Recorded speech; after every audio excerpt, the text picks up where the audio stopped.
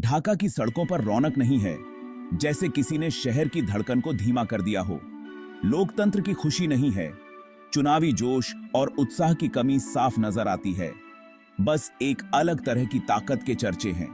लोग फुसफुसा कर बात करते हैं, जैसे किसी अदृश्य शक्ति का डर हो। जिस देश ने अपनी आजादी के लिए इतनी मेहनत की थी, उसकी रौनक गायब है। आजादी के जश्न की वो चमक अब धुंधली पड़ गई है। उसकी जगह एक अजीब सी बेचैनी है, एक अनजाना डर जो हर चेहरे पर साफ झलकता है। एक डर है जो भविष्य की अनिश्चितता की बात करता है। लोग अपने भविष्य को लेकर चिंतित हैं, जैसे कोई बड़ा तूफान आने वाला हो। इस बदलाव के केंद्र में एक ऐसा शख्स है जो जाना पहचाना भी है और परेशान करने वाला भी, प्रोफेसर मोहम्मद यूनुस। एक समय पूरी दुनिया में माइक्रो फाइनेंस में अपने काम के लिए मशहूर यूनुस अब बांग्लादेश में लोकतांत्रिक मूल्यों के कमजोर होने का प्रतीक बन गए हैं। यूनुस का इस मुकाम तक पहुंचना जितना दिलचस्प है, उतना ही परेशान करने वाला भी है। उनकी यात्रा एक प्रेरणा से शुरू होकर एक विवाद में बदल गई है। उनके पास कोई चुना हुआ पद नहीं है, फिर भी उनकी बातों में सत्ता के सबसे ऊंचे पद से दिए गए बयानों जितना वजन होता है। यह विसंगति, उनके बिना चुने हुए दर्जे और उनके निर्विवाद प्रभाव के बीच का यह अंतर बांग्लादेश के मौजूदा राजनीतिक संकट के मूल में है। आत्मनिर्णय के लिए संघर्ष से जन्मा एक राष्ट्र खुद को एक गैर निर्वाचित सलाहकार की मर्जी का मोहताज कैसे पाया? यह सवाल हर किसी के मन में गूंज रहा है। इसका जवाब आंतरिक राजनीतिक पैंतरेबाजी और बाहरी दबावों के एक जटिल खेल में निहित है। यह एक ऐसा खेल है जिसमें हर चाल का मतलब होता है। यूनुस ने अपने अंतरराष्ट्रीय कद और शक्तिशाली वैश्विक ताकतों के समर्थन का लाभ उठाते हुए खुद को बांग्लादेशी राजनीति के असली सरदार के रूप में सफलतापूर्वक स्थापित किया है। आर्थिक नीति, सामाजिक सुधारों और यहां तक कि विदेशी संबंधों पर उनके बयानों को उस सम्मान के साथ माना जाता है जो आमतौर पर निर्वाचित अधिकारियों के लिए आरक्षित होता है।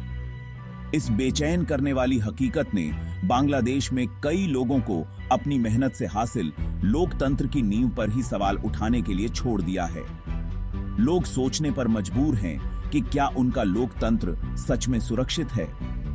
अंतरराष्ट्रीय समुदाय, जो कभी यूनुस के मानवीय कार्यों की सराहना करने में सबसे आगे रहता था, उसके हालिया राजनीतिक पैंतरों पर चुप्पी साधे हुए है।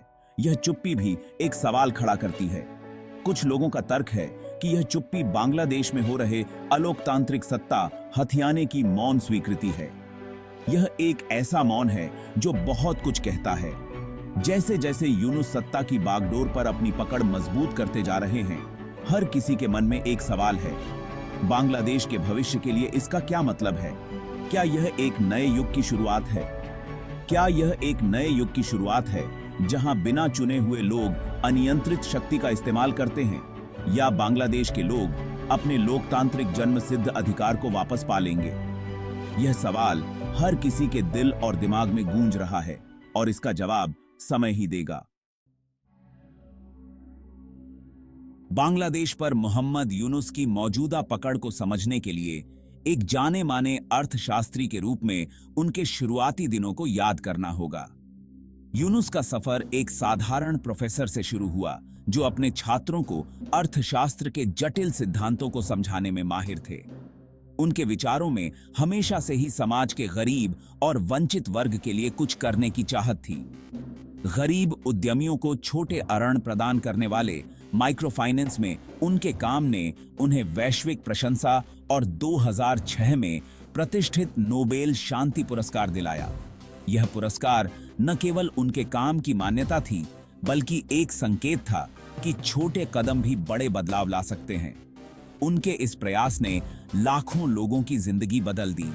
इस मान्यता के साथ न केवल प्रशंसा मिली, बल्कि बांग्लादेश और अंतर्राष्ट्रीय स्तर पर सत्ता के गलियारों तक अभूतपूर्व पहुंच भी मिली। यूनुस ने अपने इस नए मंच का उपयोग न केवल माइक्रो फाइनेंस को बढ़ावा देने के लिए किया, बल्कि वैश्विक नेताओं के साथ मिलकर सामाजिक और आर्थिक सुधारों की दिशा में भी काम किया। हालांकि रास्ते में कहीं न कहीं यूनुस का ध्यान भटक गया। उनके विचारों में एक बदलाव आया और उन्होंने अपने सामाजिक कार्यों से हटकर राजनीति की ओर रुख किया। यह बदलाव अचानक नहीं था, बल्कि धीरे धीरे हुआ, जैसे जैसे उनकी महत्वाकांक्षाएं बढ़ती गईं। उन्होंने शासन और आर्थिक नीतियों पर बिना मांगी सलाह देते हुए राजनीति में दखल देना शुरू कर दिया। उनके विचार और सुझाव अब केवल आर्थिक सुधारों तक सीमित नहीं थे, बल्कि वे राजनीतिक रणनीतियों और नीतियों पर भी अपनी राय देने लगे।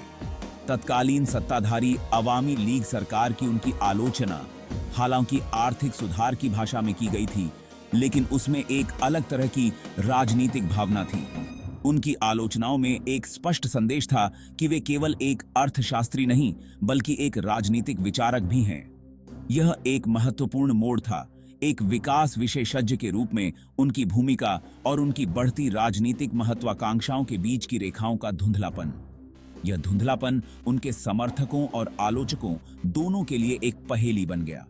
मोड़ तब आया जब 2010 में बांग्लादेशी सरकार ने ग्रामीण बैंक यूनुस द्वारा स्थापित माइक्रो फाइनेंस संस्थान के भीतर कथित वित्तीय अनियमितताओं की जांच शुरू की।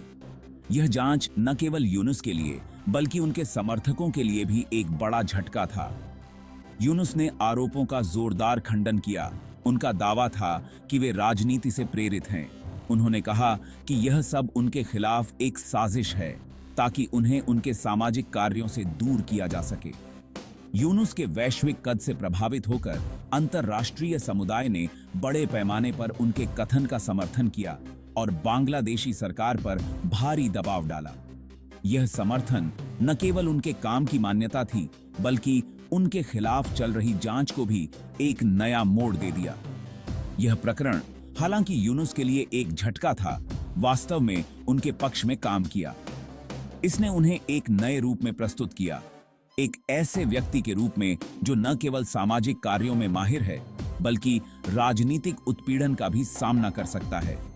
इसने उन्हें खुद को राजनीतिक उत्पीड़न के शिकार के रूप में पेश करने की अनुमति दी और दबे कुचले लोगों के एक चैंपियन के रूप में अपनी छवि को मजबूत किया।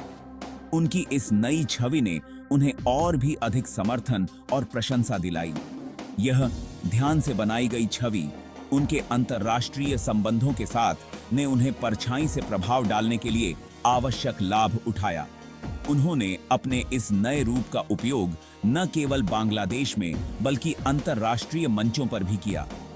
वह सलाहकार बन गए जिन्हें किसी ने नहीं चुना, फिर भी हर कोई उनकी बात सुनता था। उनके शब्दों में अनकहे खतरों और वादों का भार था। उनके विचार और सुझाव अब केवल आर्थिक सुधारों तक सीमित नहीं थे, बल्कि वे राजनीतिक रणनीतियों और नीतियों पर भी अपनी राय देने लगे। सवाल अब यह है कि इस व्यवस्था से किसे फायदा होता है? क्या यह सब केवल यूनुस के व्यक्तिगत लाभ के लिए है या इसके पीछे कोई और बड़ी योजना है? क्या यूनुस केवल एक नेक इरादे वाले अगर गुमराह व्यक्ति हैं जो अपनी ही बनाई जाल में फंस गए हैं, या वह एक चालाक राजनीतिक संचालक हैं जो पर्दे के पीछे से सभी तार खींच रहे हैं? यह सवाल न केवल उनके समर्थकों के लिए बल्कि उनके आलोचकों के लिए भी एक पहेली बन गया है। केवल समय ही बताएगा कि उनके असली इरादे क्या हैं और बांग्लादेश के लोगों के लिए उनके अनियंत्रित प्रभाव की अंतिम कीमत क्या होगी। यह समय ही बताएगा कि यूनुस का यह सफर उन्हें कहां ले जाएगा और उनके इस सफर का बांग्लादेश पर क्या प्रभाव पड़ेगा।